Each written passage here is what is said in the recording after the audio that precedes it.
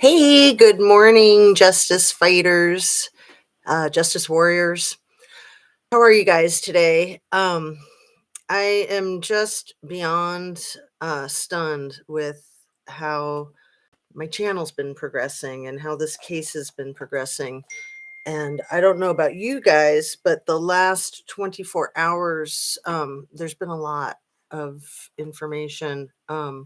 That Squirrels on Fire video. And then, Kevin Neese last night, and then some others, of course. But I apologize, my battery went dead as I was finishing my video, yesterday, and Kathleen says, "Good morning from Washington State." Hey, Kathleen, thank you. Yeah. Oh, you guys, I got my North Star at Tahoe hoodie. I've been thinking about wearing it for you for a long time. So I could have worn my Georgetown University hoodie. I was like, no, I'm doing the Tahoe.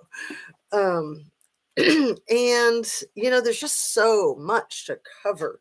So I just finished rewatching my video from yesterday, my second one. I already had rewatched the first one yesterday.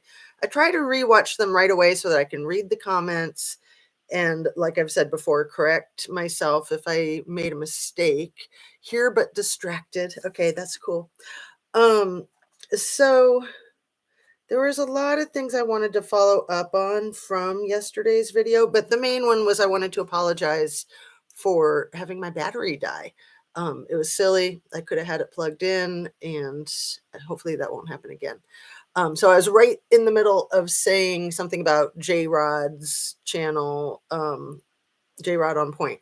So please go and like and subscribe to some of these channels that I give shout outs to if you like them, if you too think that they're doing great work and you want them to grow. So a brand new one that I have found is called Wisconsinite. Did I say that right? Wisconsinite. Um, and she has been making, I've seen a couple of shorts of hers that are really freaking sharp. And then sorry. I like to check my phone in case my kids are having a problem or something. Um, but anyway, Wisconsinite, I just watched one this morning where she tells her story, and shout out to you, Wisconsinite, for putting that out there. Um, thank God your daughter's still alive. And Wisconsinite is tiny channel. I think she just started. I'm not sure of all her deets, but seems like she's doing some good work, and she's got good instinct. So check her out if you're interested. Hey, from Taiwan. Wow, that's amazing. Gumshoe Granny. Hey. Okay, lots of new info. Yeah, so Squirrels on Fire. I was crossing my wires too in my video yesterday. I said Squirrel Girl when I was actually referring to Squirrels on Fire. Now they're both, I think, similar. I think that they refer to each other a lot. It seems like they're both doing amazing work. So I've watched most of that new 4-hour Squirrels on Fire. I think I just have like the last 20 minutes or something to watch. And a lot of times I try to finish up with those things before I start my videos. But if I always finished up with things, I would never start my videos. And I just have so much I want to share with you guys all the time. It's wild. That's why I started my channel. I felt like there were a lot of amazing content creators working on this case as other cases in the past. And I just felt like there were a few things that weren't being said that I needed to say. And I've mentioned this before. Once she was discovered, I thought, okay, I missed my chance to get my 2 cents in, but that's all right. Good that she was found so things will get resolved. And then like a week later, it just seemed to be unraveling more and more. So I went ahead and started my channel just about a week after she was discovered. She was discovered on Sunday, the 21st. I got my channel set up on Sunday, the 28th with the help of a dear friend. And then a couple days later, I posted my first video with the help of my 10-year-old. I thought you guys would love that, right? Oh, happy to catch you live. I always enter the stream right as you were signing off. Well, very cool. So I'm just starting. I haven't gotten into our case at hand at all. So I'd like to just get right to it. Everything I say is my opinion only and is purely for conversation, speculation, and hopefully educational and entertaining as well. Um, Damn, there's so much here. So I think it's okay if I recap Kevin Neese, which his thing last night, his live, the big takeaway was that he has sources that said that implicated um, Sheriff Moon, Shannon Moon, and Deputy Sheriff Sam Brown as being like the drug dealers of the area with involving the prison that they work for or something like that. Mm. Good morning from the apple. Yes. All right. Butterfly McCoy. And Butterfly McCoy has her own channel. If you want to put up the name of your channel, Butterfly, it sounds like she just did her first video a few days ago. And I apologize, I haven't checked it out, but I'm looking forward to it. So, yeah, so please put up the name of your channel. Maybe it is Butterfly McCoy. I don't know. But if you don't mind just typing that in, then we'll know. So, good morning, everybody. So, here, let's jump right in because that is what we are here for. We don't want to delay. So I just gave you guys my takeaway from Kevin Neese's video, and Kevin Neese seems to be doing great work. He's retired law enforcement, and he's kind of going against law enforcement. Somebody else in the comments yesterday said that that there was an ex-detective going against law enforcement. I don't think they gave the name, but yeah, they're going to deal with retribution, retaliation, threats potentially. It's just a unspoken code of conduct, or maybe it's a more spoken code of conduct. Absolutely, the code of conduct with any military or law enforcement and a lot of other professions, that there's things you just don't talk about. And some of them are so silly. Let me share with you for a second. Kevin's last night was informative. Zanime added herself to live chat too. She must know Kevin knows. Oh, that's a good freaking point. This is deeper than it appears. The plot thickens. I believe so. So I'm brain is jumping all around. Is that why they call themselves Squirrel Girl and Squirrels on Fire? Are they talking about like the squirrels in their brain? Because I gotta tell you, one of my favorite things I got from a client, and he was brilliant, and he was an engineer, and he would say, "The committee," meaning, the squirrels in the brain or the monkey brain. The committee says, and I just thought it was adorable. So whatever we're talking about this law enforcement, I always hear Sheriff of Rottingham. Okay. I'm not sure what that is. If you want to explain, Sheriff of Rottingham. Anyway, my takeaway so far, without having seen the last 20 minutes or so of the 4 hour of Squirrels on Fire that I think is really good, and I highly recommend it, is that there could potentially be a whole nother narrative that we haven't examined so much. And I was so appreciative of her giving me a couple of shout outs. So thank you very much, Squirrels on Fire. I had no idea. Otherwise, I would have watched it a lot sooner. I'm just kidding. I'm sure I would have. But anyway, that was really sweet. And I think what her words were something to the effect of, the only person who's gotten even close to the truth in this case is Justice A to Z. I was blown away. And then she said, but even she, every time she gets close to it, backs off. And I wasn't the least bit insulted. I want to add that yeah, if it's this stuff that people are suspicious of that could sound like a big crazy conspiracy theory, I do back off. I do like to mention it, but I don't want to go down that path without a lot of empirical evidence, right? I don't want to hurt people, damage reputations unnecessarily. If it's true, then yeah, I'll put it out there. If I think it's true, at this point, I think it very well could be true. I think that there's all kinds of crazy, that there could be all this satanic and trafficking crap. And that's my conspiracy theory, allegedly, in my opinion. Mm. I like that you want to make sure you have evidence. Absolutely. I mean, if what Squirrels on Fire is saying, then yeah, we've gotten it all wrong and we've been prosecuting the wrong people. But I'll just say I'm not entirely convinced that that's the case. I think that it could be both, that it could be partially the case. And essentially, I don't think she'll mind me saying this. What I got, the big takeaway was that this Cody Milner, who's not a minor, who has a history of sexual assault and has been protected, his dad or grandfather has been the chaplain for the local PD for like 25 years. And his family owned a tow truck company that Nick G, the roadside assistance guy, worked for years ago.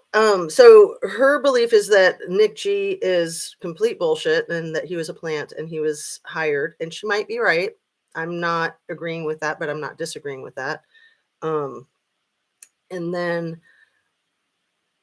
uh, that Cody was trying to get to that party to try to get to Kiely, and that basically everybody there, like the four guys with the baseball bats and Sammy and everybody else, was trying to protect Kiely from both drunk driving and from Cody. And they were trying to keep him out of the party, which is why they blocked the road.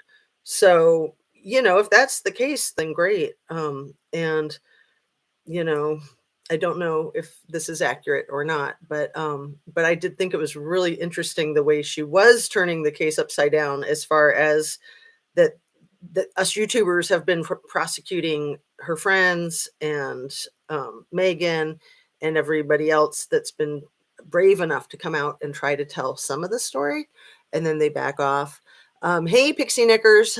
I like your mushroom and butterfly. That's cute. Good morning, lovelies. I find it hilarious. SF and Zanime are watching everything. Urgh. Yeah, you got to keep your friends close and your enemies closer. But why don't they just like live good, honest lives? Like, what's wrong with that? It's telling, isn't it? So yeah, how I like to just say catfish crew. And let's see, CC or TCC. I think when people say TCC, that they're talking about true crime community. In Kevin Neese's chat yesterday, somebody said the catfish crew.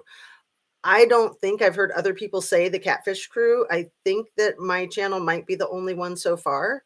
And I'm not trying to take credit for it, because it might be that somebody else has said it and I haven't heard them say it, or that I have heard them say it and I forgot. But whichever it is, I think that it should catch on. Hashtag catfish crew. I just think it's a really good way to keep the conversation going without getting distracted by the gaslighters, and without naming people, since we don't know who's who. It's not that everybody that's good is 100% good and everybody that's bad is 100% bad. It's much easier to pretend that that's the case. And that is precisely the essence of a borderline personality disorder, or any personality disorder, is to only be able to think in black and white when it comes to the people in your life. That, you just think somebody is, you're over the moon about them and they're just like an angel, and then they burn your toast and they suck and they're going straight to hell, right? I mean, that's a real simplified version, but I think you know what I'm saying. So, you take somebody as evil as Charles Manson, and, there were people who thought he was a great guy, right? All of his little cult people. And then you take somebody like, I'll just say Mother Teresa, for lack of anything else coming to my mind. Okay, catfish crew here first. Yay. Mother Teresa, she might have had like stinky feet or something. I mean, you can always find something to criticize people for. Like, I would say, that even if you're feeding small children, people will find something to criticize you for. And it's true. Even if you're feeding starving children, people will find something to criticize you for. Absolutely true. I've seen it, been there, done that. Um, So it's called Breaking News, and I think you're talking about Kevin Nieces. Um, and yeah, okay. I don't want to get all it's so hard to try to read the chat. I love having you guys in the chat while I'm doing this, though. It's so much better than just doing it without you guys. And eventually I'll get the StreamYard going so we can have people that are trusted come in. But I have been deleting a couple of people right out of the chat, and so they can't see my channel anymore. If I suspect that you're a troll, you're freaking gone. Okay, I don't have time for your crap.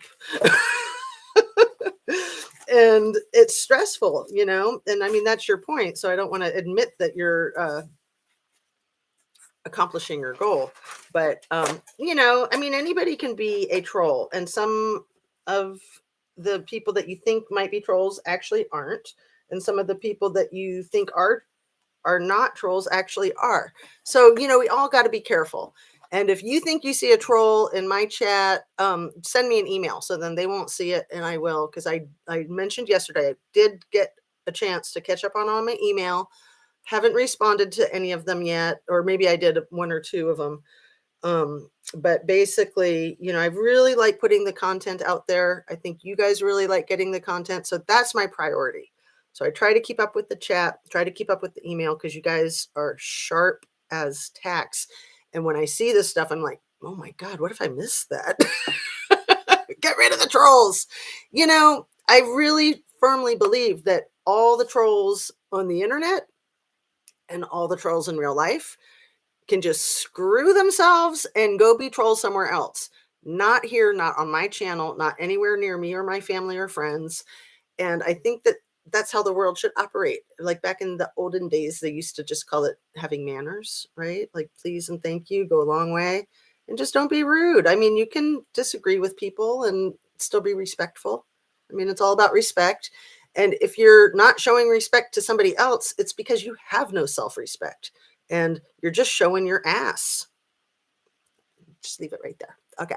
That's the smart way to weed them out, Justice. I know. And then it makes it such a nice, safe place for people to come and converse, right? I mean, the channels that weed out the trolls are, I think, the best channels. I understand people not wanting to like silence trolls, but I say, fuck it, man. If they're trolls, silence their asses. They can go make their noise somewhere else. And, where someone is going to allow it, or where they're by themselves and nobody can hear them. But no, I just don't think it's acceptable behavior for anybody at any age, anywhere. Screw yourself, okay? All right. So, Amy Salerno was not the slightest bit convinced that Kiely's death was a drowning, right? She read through the autopsy report with Zav for a couple of hours on a 3.5 hour live a few nights ago. I want to say it was Friday night, right around there, give or take a day. And let me say that today is Tuesday, October 25th. We're just at about 8:30 a.m. We're already at about 20 minutes. So I really want to get digging through this case. So Amy was extremely respectful towards the report and towards the people involved in the case. She was very professional, very diplomatic, and she had some questions. Her biggest question, in my opinion, was how come the lungs were so light if she was in the water for 2 weeks? They should have been 5 times heavier at least. So last night on another YouTube, a creator said Milne towing pulled Kiely's car out, and I had heard this was proven not the case. Do you know either way? I don't know, but Cody Milner is a name that I've heard from the outset as the perpetrator in the schools and as somebody whose family owned a tow truck company. And so last night on Squirrels on Fire was the first time I'd heard this theory about him coming to the party and everybody trying to keep him away. The vids probably are legit footage of that part of the deed being done, but I'm not convinced the date wasn't tampered with. And yes, all of the activity before, during, and after is highly suspect. It's highly suspect. So yeah. Um, it was interesting too, because I tried not to say the perp's name, the Stanford swimmer, sexual assaulter from Ohio. And interestingly enough, Squirrels on Fire was talking about him the night before last. I was talking about him yesterday. And I looked up the case, and the victim, whose name I don't have handy, she's totally out with her name. And she's just like, I am not his victim. So I did put her name in the comment section of my first video from yesterday. And I'm just like really happy for her because, we all remember like the blue dot over, was it William Smith Kennedy's victim on trial with that blue dot over her face, and how humiliating to be like blue dot person. But on the other hand, you don't really want your face out there either. So, with that being said about Cody Milner's family owing a tow truck company, early on, Ryan Upchurch had a theory that somebody that had access to machinery like that could have easily even buried her SUV into the ground and then unburied it and put it into the water. And people were just like, Ryan, you're insane. So, Ryan's got street smarts, and he was quick to say things that, he suspected. He didn't say that this is what happened, but people went a little hog wild over him sharing his ideas. Personally, I thought his ideas were absolutely brilliant and really helped further the case. And I wouldn't be surprised at all if it comes right back to what he had put out there early on. The other thing that Squirrels on Fire was saying is that Nick G, the roadside assistance guy, had worked for Cody Milner's tow truck family for a long time. And again, I don't think that that necessarily means that he's a bad guy. These are small towns, and if he's in the business, he probably couldn't have avoided working for that company. And he might not be in cahoots with them. He might be more on the straight and narrow. He certainly does a good job of looking like he's on the straight and narrow, in my opinion. Because I'm usually really good with sussing out bullshit folks. I'm not going to say that I'm psychic. I'm not going to say that I have any magical powers, but I did want to share with you guys that I went to Mia Zapata's murderer's sentencing hearing when I was like 7 months pregnant with my second child, and I had my 2-year-old with me. It was a 3-hour sentencing hearing, and I think we lasted through the whole thing somehow.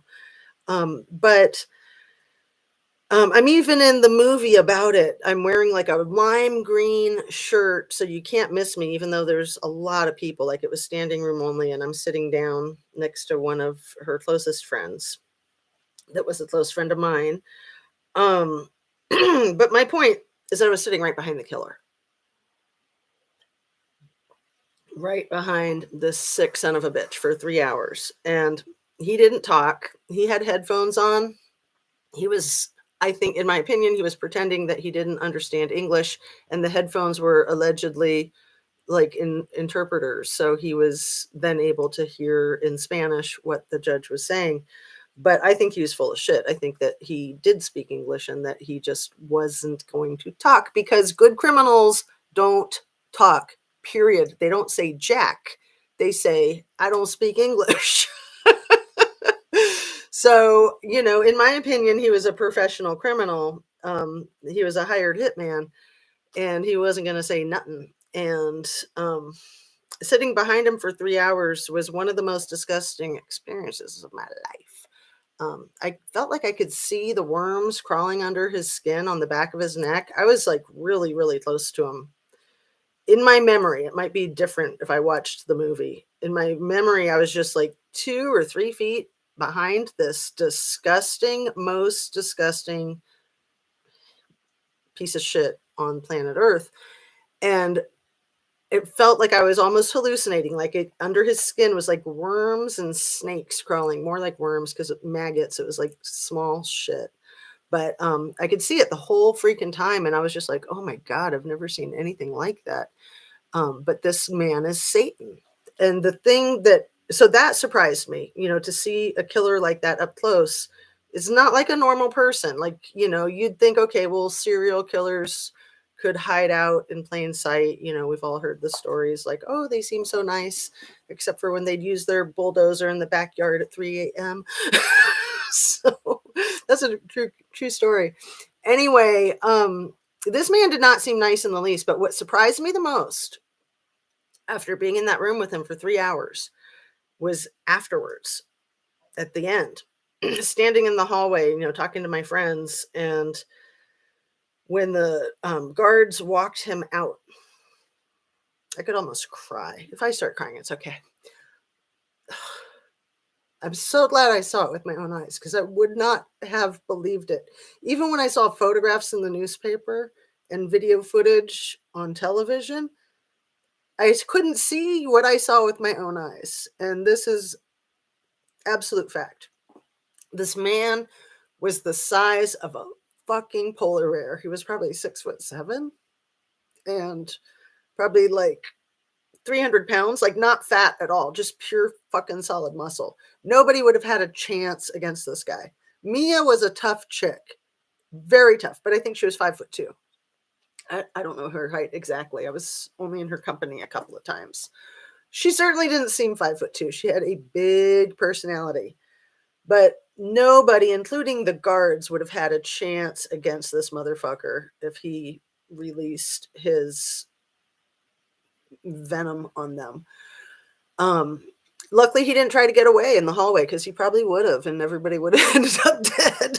But, I think he was hired, and he was hired to just take it like a man and take the hit and just take the time. And he was probably paid off, and his family was taken care of and stuff like that. What killer are we talking about? Thank you, Dodging Bullets. I don't have his name right. It's Mia Zapata's killer. Something like Josue Menendez. That's not right. My wrench there, my moderator knows. If you can put it up there, moderator. I know that you know it off the top of your head. Anyway, he died in prison last year of COVID. But my point is that he was such a gargantuan. Oh, he does not need to be named. See, that's how I am too. I like to mention the victims and not the motherfucking killers. Jesus Mezquia. So yeah, it looks like Jesus, but it's Jesus I'm probably not saying it right. Mezquia, Jesus Mezquia.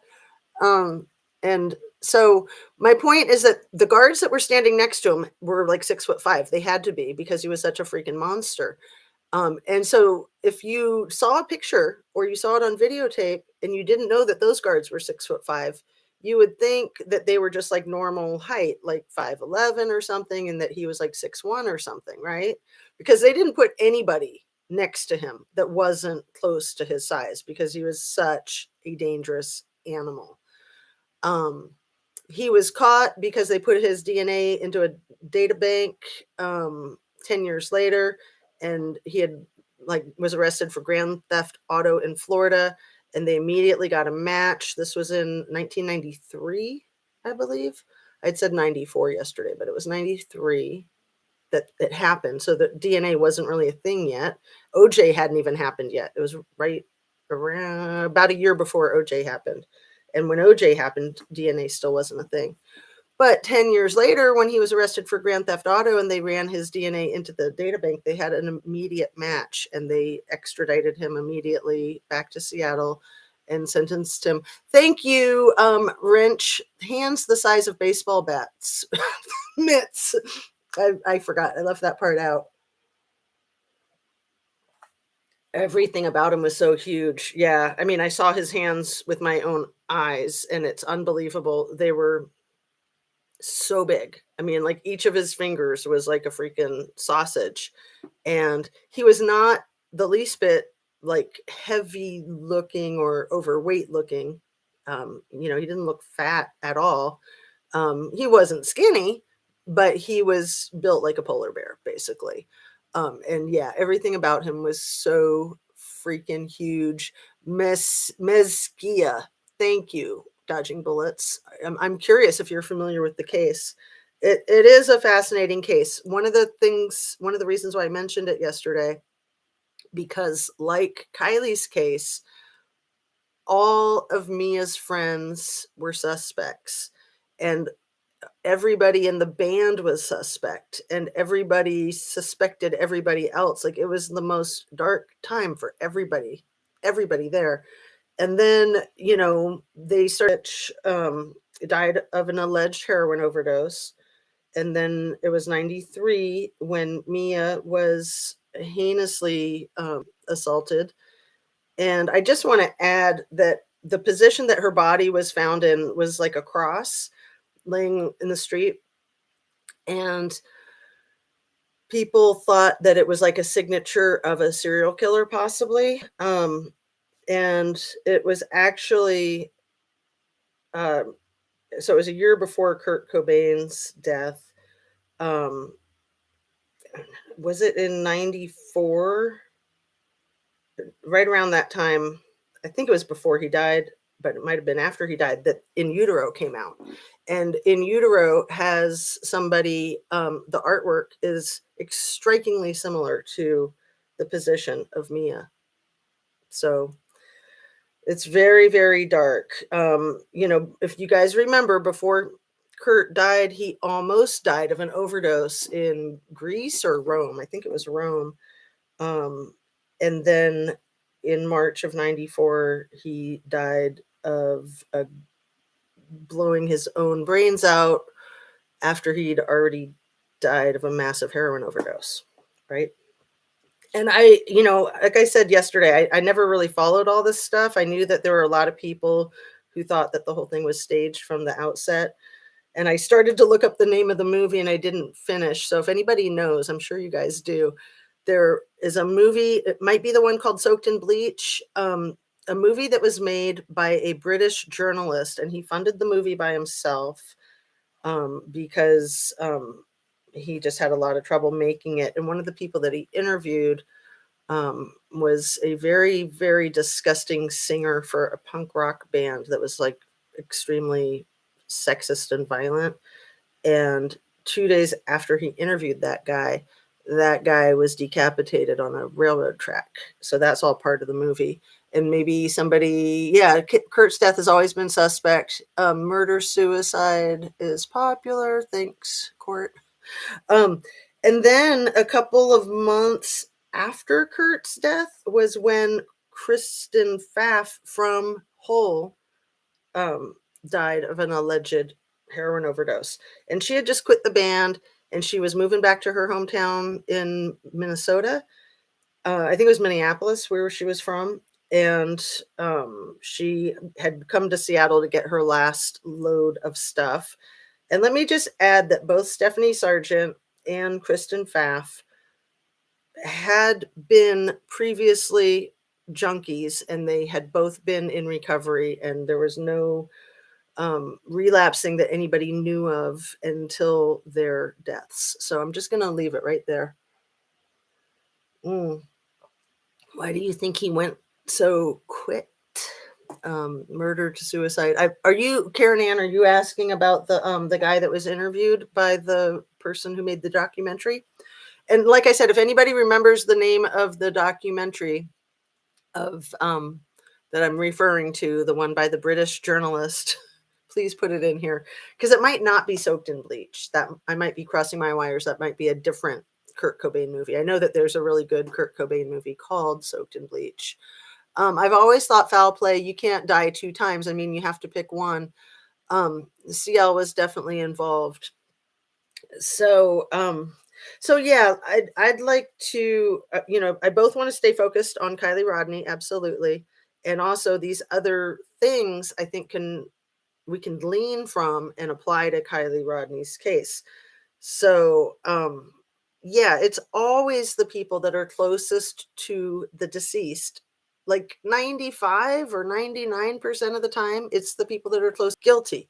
If it's a hired hit, it's usually the people closest to the deceased that hired the hit, but it's hard to make the connection. That's why people do it. Thank you for not saying her name, Jennifer Robinson. Um, I have watched a lot, so I know for a fact that yes, that's the one you're talking about. Okay, great. Thank you. Because I was going to look it up on Google right before I started, but then I got distracted and I was just trying to get my water and get started. So here we are. Um, let's see. Hiring a hitman is, if you're gonna kill somebody, that's the way to do it. Don't do it yourself, right? I'm kidding.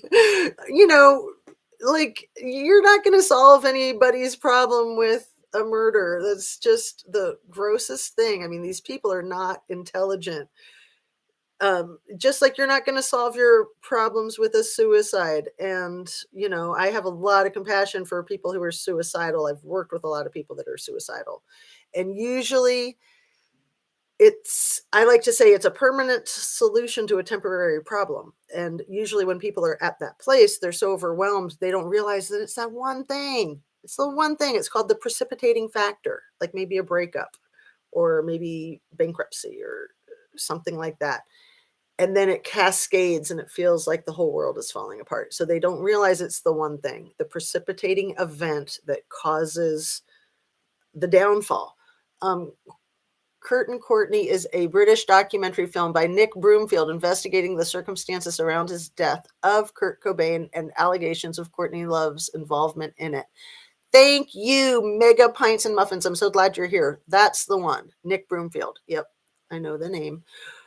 He is pretty brilliant. And then there was the private eye that Courtney had hired when Kurt was missing, whose name maybe you can type in as well, because I'm totally drawing a blank on it. And he's been working on that case, I think, for like probably ever since it happened, which is what, 30 years now, close to it. And he had been a retired, or he had worked with LAPD and then he went private. So you guys know his name. Put it up here. Put it up here. Thank you. Soaked in Bleach was more from the detective's point of view, and it's a really good one. So Kurt and Courtney is the one that I was referring to, and it was done in 98. I only saw it a couple years ago. It was like with the COVID thing, being on the stay-at-home orders. And that's when I like fell in love with Kurt Cobain's artistry. He is such a great artist. There's the one called I'll think of it. Montage of Heck, something like that. That was done about Kurt's creativity, and it kind of goes over Kurt's life all the way up to his death. It doesn't really talk anything about his death. I think it's called Montage of Heck. But it wasn't until I saw that movie, which was probably around the same time, that I was like, wow, he wasn't just a musician. He was an artist. He was a struggling addict. He got famous in Olympia, Washington when I was living in Olympia, Washington, and I went and watched them play. Everybody was so excited about him, and he was so shit-faced drunk, he could barely sing. He could barely walk. And I was in my first year of recovery, and I was like, what a loser. And I pretty much ignored him all the way up until COVID. And when his death happened, I thought, why are all these people in these conspiracy theory kicks? Like, just get over it, Totally bought the party line. And also, Beck was getting popular at the same time that Kurt Cobain, he signed, Nirvana signed in 92. I think it was like February 92. And then Kurt was dead 2 years later. He was completely dead 2 years later. So they only had the two albums, Nevermind and In Utero. And, he was an amazing musician and an amazing artist and just an amazing person who suffered immensely from his addictions. Yes, Kurt was awesome.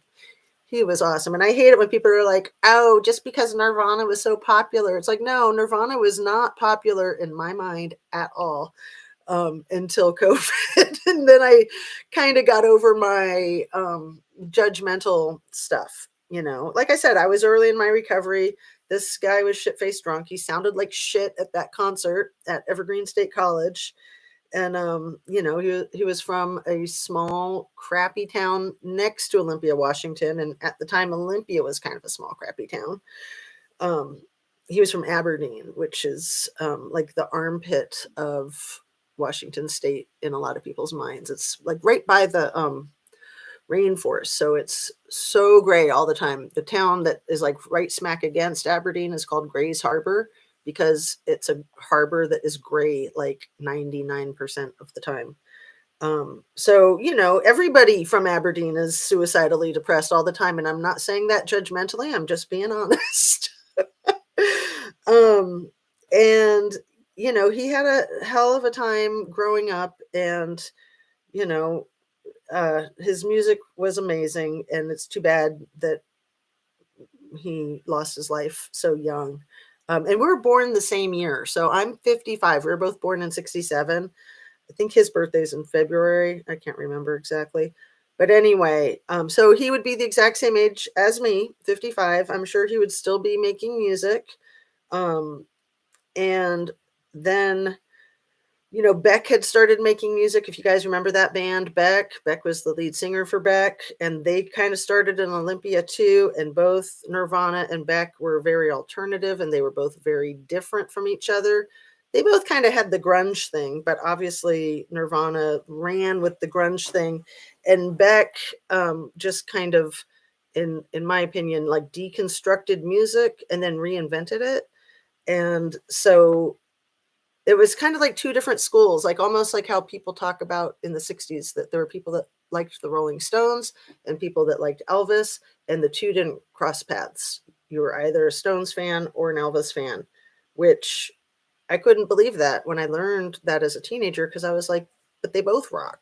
But it's like, yeah, they were two different schools. You could not cross-pollinate, as I like to say. We are about the same age, born in 1966. It's a good age, isn't it? I mean, I'm just amazed. I can't believe I'm 55. I made it. Okay, so back to Miss Kiely. And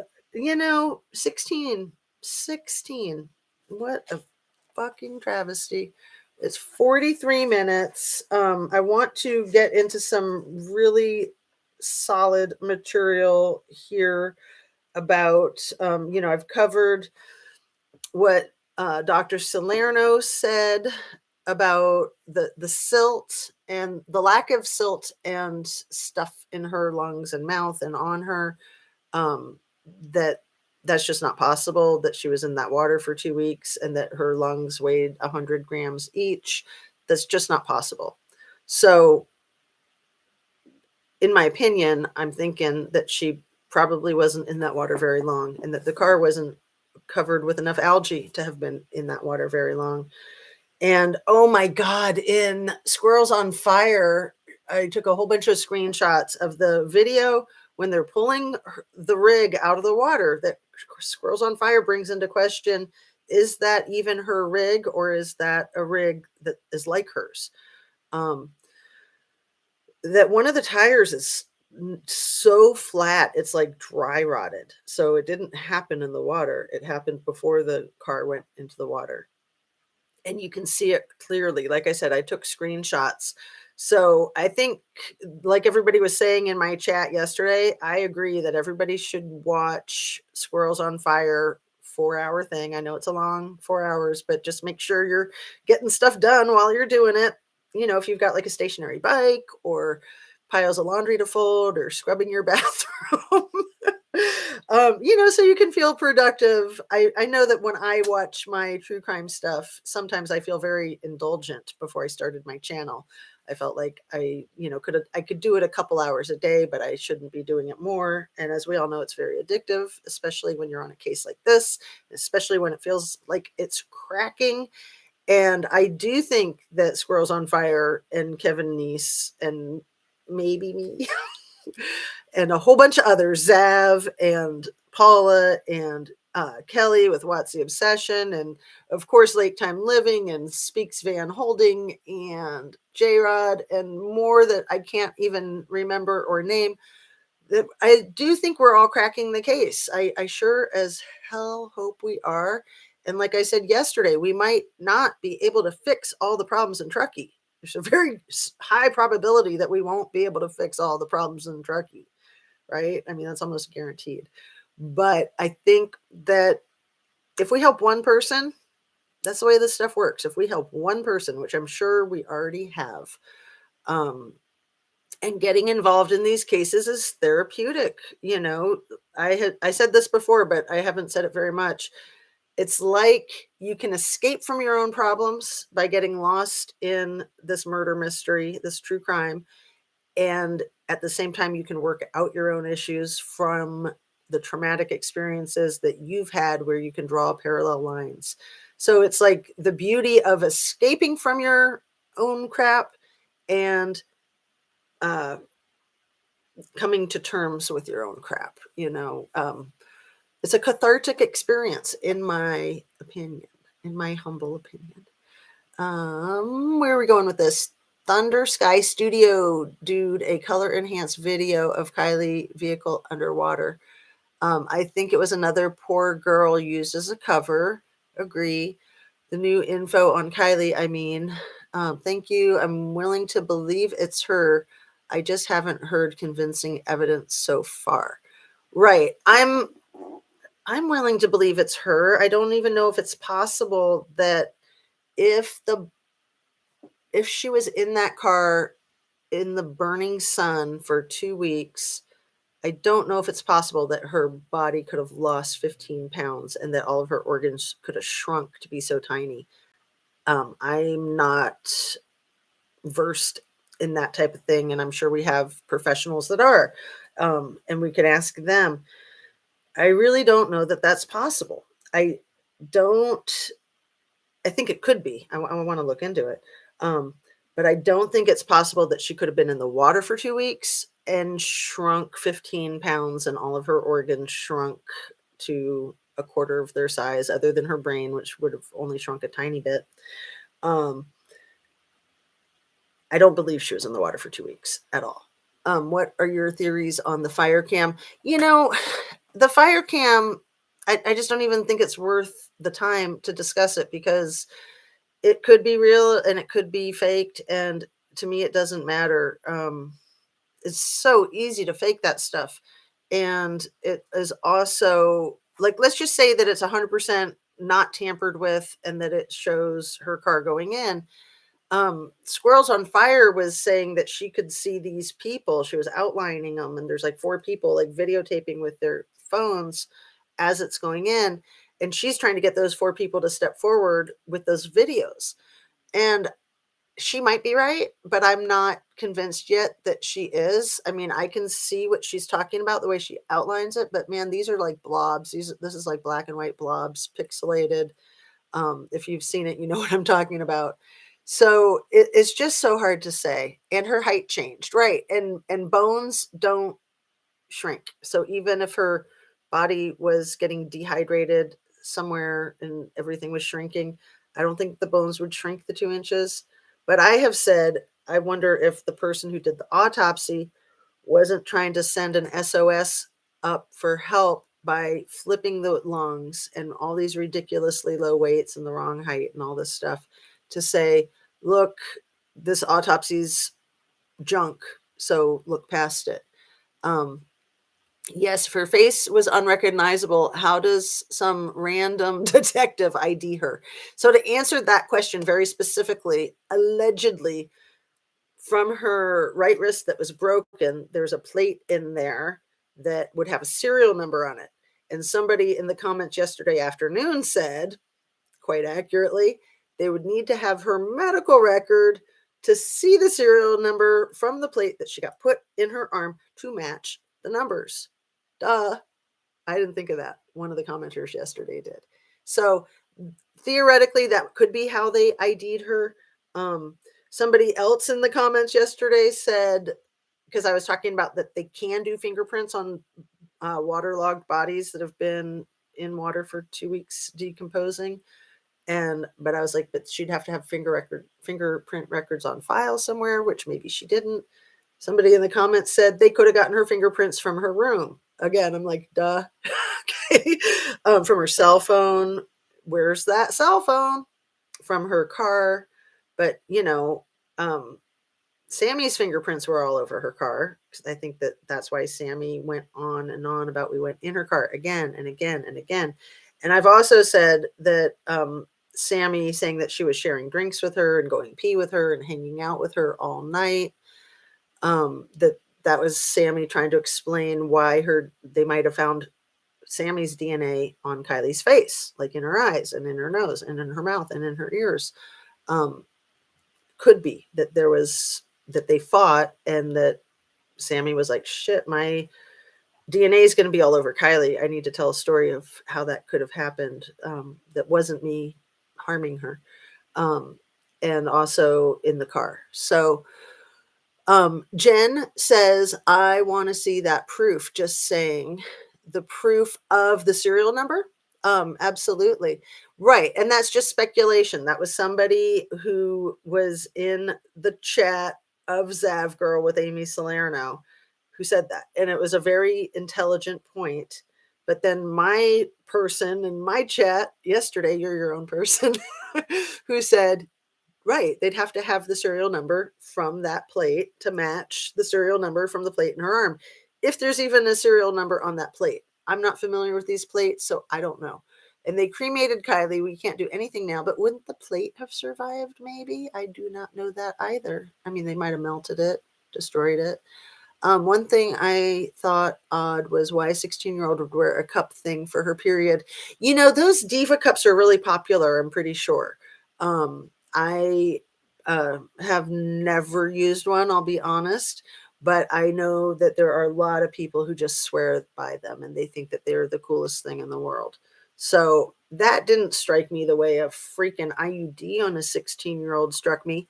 And again, a commenter said a cup and an IUD, they don't go together. That's not a good idea. I mean, any physician would try to steer you away from that.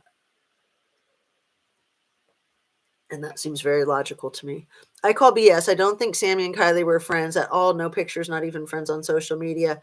I agree, Rhonda R. And that was, I really enjoyed Squirrels on Fire's presentation. It was long. You had to be patient. She was doing a lot of looking stuff up on her computer and having trouble finding it the way we all do. But she was going with, like, let's just say that Sammy and her were good friends. And I can't. Personally, I just can't. I think Sammy's up to no good. But I could be incorrect. So I'm, got to keep an open mind, I think, in a situation like this. So one of the things that I've spoken to is how I have felt like Kiely was murdered out of jealousy. And I've talked about the creepiness of Jagger and Sammy kind of like morphing into her or something creepy like that, which is a lot like the single white female theme, if you guys remember that movie from the early 90s. And another movie from, I think it was the mid to late 90s, The Talented Mr. Ripley. That was a good freaking movie. And to me, that movie really shows how people who are compulsive liars can just get themselves into hot water. And the theme of The Talented Mr. Ripley is Matt Damon playing Mr. Ripley is in love with and jealous of the Jude Law character, and he's trying to get close to him, so he's telling all these lies, and he becomes close with him, and then he basically makes a pass at him or tells him that he's in love with him, and they're out on a rowboat, and it doesn't go well, and then he kills Jude Law, and then he kind of gets out of control and kills a whole bunch of other people. Yes, it was a good movie. Oh my God, it was so good. Matt Damon, man, what an amazing actor. What a talented Mr. Ripley. And Jude Law was great. And Gwyneth Paltrow was great. And Seymour Hoffman, Philip Seymour Hoffman was also really good in that movie. He was gross, but he was good. And then he went on to do Truman a few years later, or I don't know, 10, 20 years later.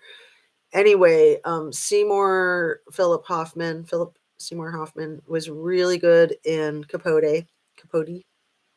And um, then he died of a drug overdose a few years after that. It was really sad. Are we having a women's meeting this morning? I'm sorry. So let's see. Don't give away this story. Oh, are you talking about the talented Mr. Ripley? Again, I bring up these movies because I think that they have aspects of those films that can tie in with the real life of what the hell happened to Kiely. We don't know what happened to Kiely. We all think that we might know some things. We I was going to say we know that she is deceased, but really we don't even know that, right? I mean, keep an open mind. Truth is always stranger than fiction. Is Jagger still living with Kylie's mom? Um, I don't know. Does anybody know? I mean, honestly, I don't even know for a fact that he was ever living with Kylie's mom. Uh, that's been a very common rumor on true crime channels, and it seems like is true. But you really got to boil it down to that we don't know. I mean, we just have some information shared with us and some not. Fatal Attraction is another good one. Someone killed her. Yeah, I definitely believe that Kiely is deceased. However, I do keep an open mind that she might not be. All I know is Jagger and Lindsay are friends on Venmo. And also, like, Lindsay paid Sammy a few dollars on Saturday, August 6th, or maybe Sunday, August 7th. There was a Venmo payment made by Lindsay to Sammy, and I think, like, it might have said in the notes pizza or something like that. And it might have been just like a really small amount, like $10 or something. I don't know. Maybe there's people in the audience watching that know, because I guess you can look up everybody's Venmo and everything that they've ever received financially. I'm not that familiar with those things. So somebody else mentioned in yesterday's comments, the afternoon one, the original Wicker Man movie that I am 100% not familiar with. And they said that it was about Druid stuff and that this whole thing is about Druid stuff and similar to that movie. And a bunch of people chimed in and said, yes, yes, yes.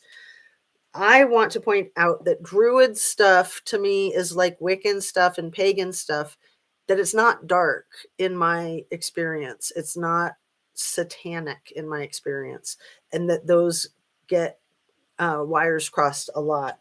So, my understanding is that Druid and Wiccan and pagan is all like worshiping nature, not devil worshiping. And also, I don't know if people know this because I honestly didn't know this. Devil worshiping is not legal. Okay. I mean, obviously, the rituals that they do are not legal, but it's pretty much illegal to be in a satanic cult, period.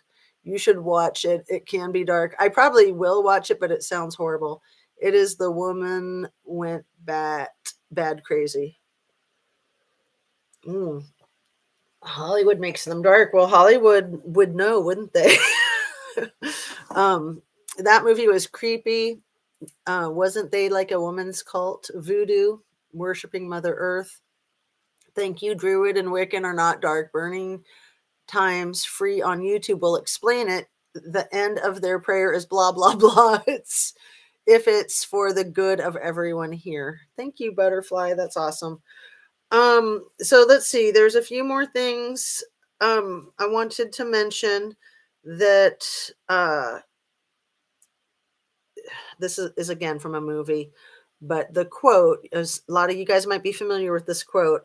Sometimes being a bitch is all a woman has to hold on to. So mentioning that band 7 Year Bitch, which is a play on 7 Year Itch, obviously, that sometimes we've got to be bitches. And, I like to say, you say I'm being a bitch as if that's a bad thing. That's my favorite. That's like a refrigerator magnet I once had. I don't know what happened to it. Maybe my husband threw it away. Anyway, the quote is from a Stephen King movie, actually, Dolores Claiborne, that starred Kathy Bates as like her, her typical Kathy Bates character. And she kills her boss. And her boss is the one who teaches her that sometimes being a bitch is all a woman has to hold on to. And I just think that's great. So I just wanted to throw that in there. And so people were talking about The Innkeeper's Daughter being a movie that was also something that might be relevant here. Parents went to clean up the site the night of the party before the sun came up. Have you guys heard about that? People were chatting about it in the chat yesterday, and I have heard that from the outset. And it seems like it's been confirmed again and again that there were parents that went out there and said it was a freaking pigsty. And they were basically trying to destroy the evidence. So she scared the hell out of all of us back in the day. Yeah, Kathy Bates, big time. Oh, there's definitely a difference between like Wiccan and pagan. Yeah. Yeah. Oh, right. And yeah. I know my response is always, and yep. What the fuck wouldn't it still be dark? I love you, Justice. Oh, thanks, Pixie Knickers. I noticed that you had deleted a couple of your things up there. And like I always say, that's fine. If you're typing something and then decide you want to change it and you need to delete it, don't even worry about it for a second. That's 100% fine. And I love you guys. And I love that I have my North Star hoodie on finally for you. Oh my God. Had I not been to Truckee, I think that's one of the reasons I got so invested in this case. But even after I started my own channel and started covering it, I didn't even put that into the equation. But what I had started to say yesterday is that you really need to go to a place to figure something out. So like for people that are there in Truckee and they go out to the Prosser family campground and they go right to where this happened, you are going to see a lot more of the lay of the land that is solid evidence that you can't describe. You just can't describe it. You know, I've been in that situation, and like the situation that I was saying about seeing Mia Zapata's killer. Even after I saw that with my own eyes, with my own experience, in photographs and video, you couldn't see how tall he was. You couldn't see how he looked like a polar bear. You certainly couldn't see the worms crawling under his skin. And that whole thing was just like a riveting, life-changing experience for me. So when I see people with the Charles Manson look in their eyes, I believe them. Okay. There's one picture that, and maybe I don't think I've used it yet. Maybe I'll use it for this one. The photograph is Kiely taking a picture of herself with Jagger on one side and Kate on the other. And Jagger's got the full blown Charles Manson eyes. And Kate just kind of looks like a scary clown, in my opinion. And Kiely looks so happy, like she's got it all. Like she's got her camera, she's got her boyfriend, she's got her best friend, and they were probably already getting it on and stabbing her in the back. And who knows? Who knows? They could have been plotting her demise for all we know. But anyway, I trust the Charles Manson look in her ex-boyfriend's eyes, the guy who tried to pretend that they were still together. And I don't care if they slept together that same day. That doesn't make them back together. If they're not back together, they're not back together, right? On again, off again is on again, off again. Who are you asking, John Cross? I missed it. I'll have to catch that later. Campers that night could tell a lot if one would speak out. Mrs. Justice. Who are you asking? I'm going to go back and try to see what that is, John Cross. Let's see. Are you a witch? No, I'm not. Thank you for asking, though. If I was a witch, I'd be like Glinda, the Good Witch of the East in The Wizard of Oz. I don't know if you're being silly or serious, but yeah, I know a couple of people who might consider themselves witches that are good people. So, I don't really get into that stuff so much. I do have a friend, a guy friend who considers himself druid, I think. Um, Definitely considers himself pagan, I think. He's like way into it, and I love that guy. I think he's amazing. His eyes freak me out. She said, from my experience. Oh, thanks. Thank you for helping me clarify that. From my experience, I have come across people who, say that they're into pagan or druid or whatever. I don't know that much about it, honestly. What I think I mentioned it yesterday. To my knowledge, people have said again and again that pagan is where the roots of Christianity are. And I'm not even 100% sure of that, but I've heard it said enough, and I've never heard anything contrary that I think that could be true. I'm watching the Wisconsin Christmas parade trial, and the man's eyes look demonic sometimes. Thank you for bringing that up, Cause. So yeah, for those of you that don't know, the dude that killed 6 people in the Christmas parade in Wisconsin last year is on trial right now. Um, he is being very obstinate and difficult, a lot like Jesus dude with Mia Zapata. He is not pretending to not speak English. He's just pretending that he can't hear, but he's clearly responsive and hearing to the things that the judge is saying. But then he says, I can't hear you, but he's like repeating what she said at the same time. Like he's just being a dick. Does your friend know anything about Prosser? They have helped Druid pagan festivals.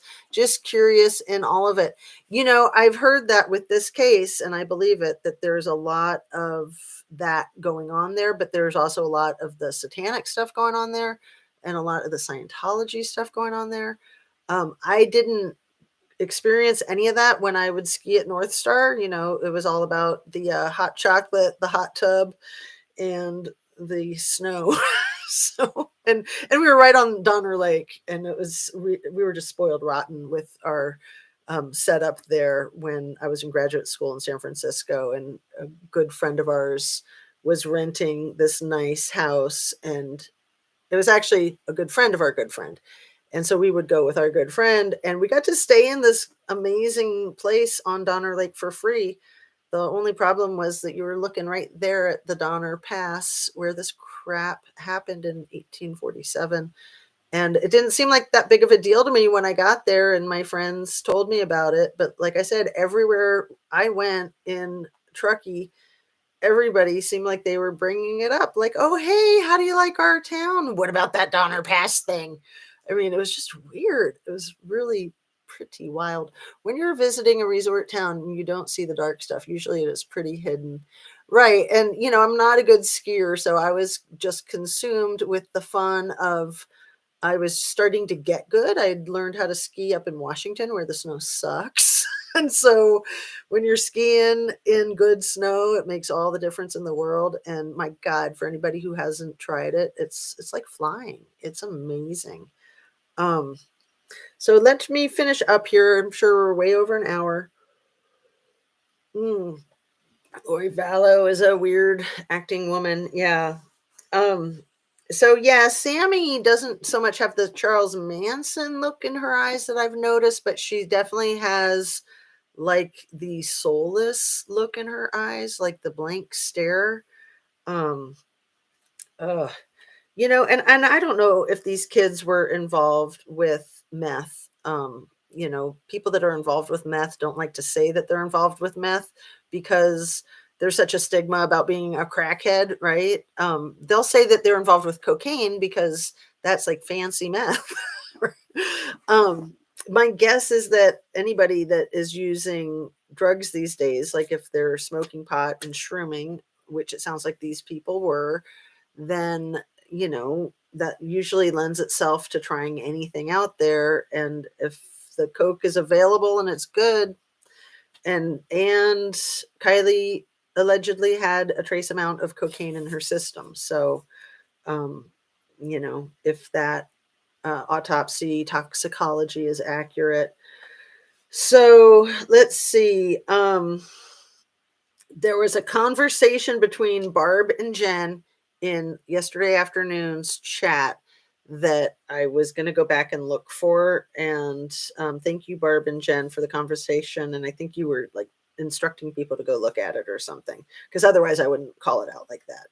But I also wanted to say FUBAR. Someone was asking, like, what's a good word for a cover up that's completely out of control? And FUBAR is like a military term, fucked up beyond all recognition. So yeah, that's a good use of FUBAR when it's a travesty of justice, which is what another person said. Absolute travesty of justice, which unfortunately is not that all uncommon. So let's see. Somebody mentioned that there was no bruising indicated in the autopsy report. And I believe that that is accurate, that I don't remember anything about any bruising at all, which the person in the comments was saying, if the person, if her body was thrown around in a car accident when she was alive, there would be bruising. And that is 100% accurate. So either she would have bruising from a seatbelt strap, or she'd have bruising from being tossed around.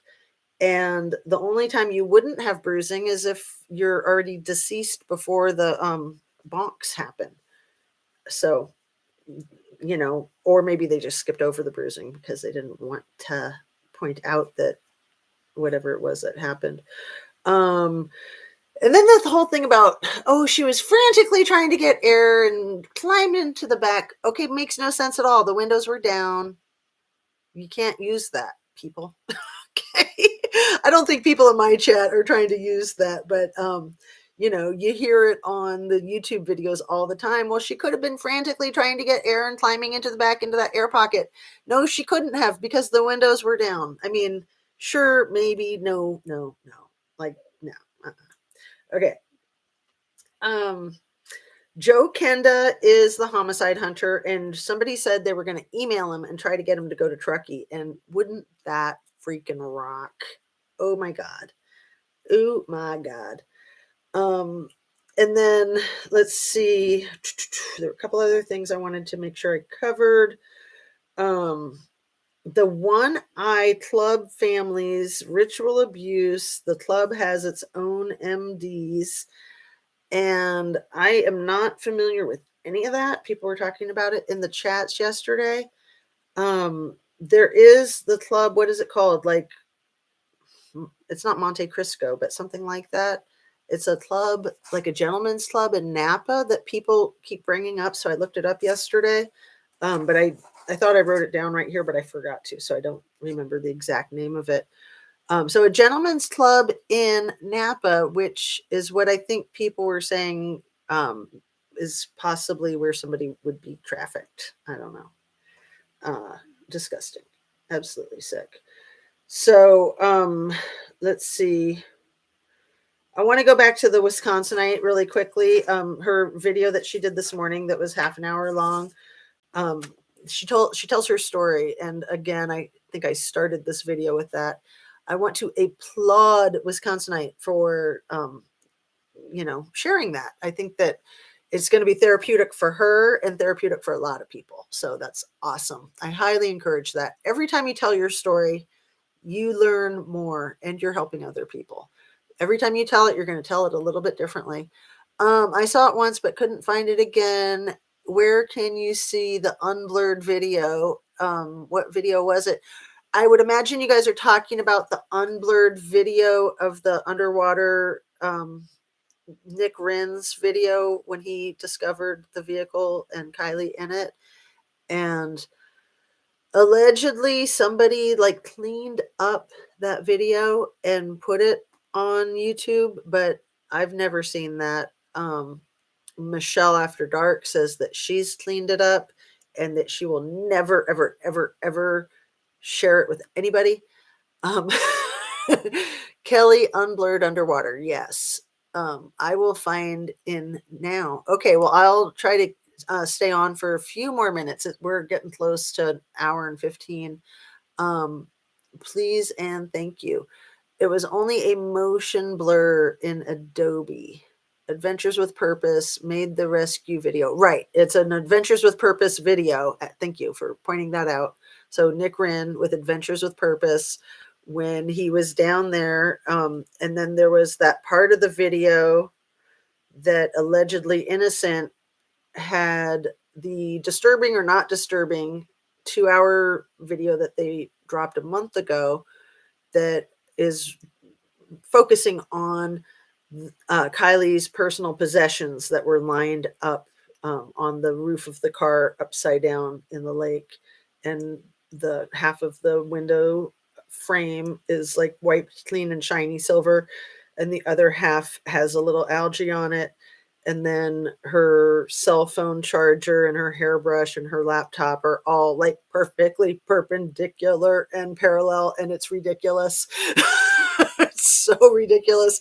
And it's like when somebody like allegedly Innocent points that out and you're like, oh my God, how come I didn't see that when it's like right in front of my face? But that's the thing. We often miss the most obvious things.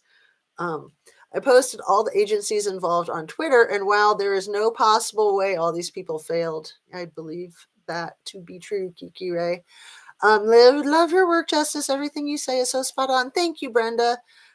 Thank all of you guys. Nick from AWP, seeing something disturbing. You could tell his reaction wasn't acting. I'm with you 100% on that, Rhonda. I said that, I think, last week. He looked like he was going to cry, and he looked like he was going to throw up. And this is a 40-year-old man who's been around the block a couple of times, not his first rodeo. Sure, it was his first dive for AWP, but I don't think that that's a big deal. I think he's seen crap, right? And then I said maybe not on tape he did cry and throw up. I mean, yeah, when you see stuff like that, that's most people's natural reaction is to hurl. I mean, I'm one of those. And I wouldn't think so because I do have a pretty strong stomach, but when I get super stressed, it's not so much when I see something disgusting, it's when I get super stressed, I will just throw up and then I'm done with it. Oh, what's the obsession? You're doing awesome. I love you. Peace, sister. Couldn't have done any of it without you. And if you have a chance to do a StreamYard training, that would be great. And yeah, you keep up the good work. You are on this. I'm so happy that you're back in the game and that you're adding Kiely to your What's the Obsession speciality. So anybody who's not familiar yet with Kelly at What's the Obsession, she's great. She's really smart. She's really good. And she is on it. So I try to get into her streams or her panels, but I have had so much trouble with my old computer. I haven't tried it yet with my new computer. I also have trouble with the hours because I am like out cold by like 10:30 usually, and she often doesn't start until close to that time, which is fine. It's fine. Anyway, we do what we can. Thank you guys so much. I appreciate each and every one of you, and I'm just checking the time. I always catch the end, TJ says. Definitely this week or this weekend, I promise. And if it doesn't work out for you, I won't be upset. If I catch it, that would be fabulous. Like I said, we do what we can. I know you're a single mama and you work full time, and my God, I don't know how you do it all. But you're awesome. And all you guys are totally awesome. They said the sock was stuffed inside the shoe. Right.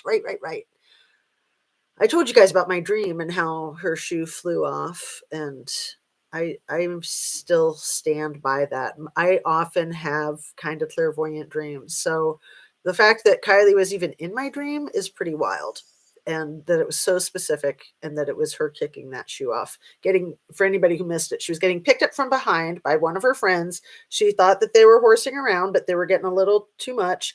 And so she was kind of like playfully trying to fight them off, and then it was getting bad and she kicked her shoe off in that trying to fight them off, and then the rest is history. Like, she was gone. So I just added you as a recommended channel on my homepage. Aw, thanks. I seriously wouldn't have my channel without What's the Obsession and Paula Plunder. So peace to you, sisters. She was clearly deceased before going into the water, Brenda says, as Amy Salerno is pretty much also saying in that Zav interview. And I don't know if Watts was able to get the other doctor into your panel that you were planning on, or if you just did a consult with that doctor. But everybody can keep an eye and an ear open for What's the Obsession, because if she hasn't done it yet, it's probably the next thing she'll be right on. So here we are, 9:37. It's an hour and 20-minute long video. I'm going to cut it here, and then I'm going to do a bunch of other stuff, and then I'll probably try to get back on at about 1 o'clock like I did yesterday. So thanks. Oh, the video I put out today discusses some of the key info she told me. Awesome. Thank you. So this is scam likely. Good to know. So we'll all check that out. And thanks again, you guys. Have a blessed day. Don't forget to drink your water, eat your protein, eat clean, vegetables and fruit, and your exercise and your relaxation, and just keeping yourself in a really good state of mind. Keep yourself surrounded by people that respect you, that you respect. And that's about it, right? I mean, there's a success plan right there. So anyway, we will talk later today. Hopefully it'll all work out. Have a great day. And thanks again, everyone. I appreciate you so much.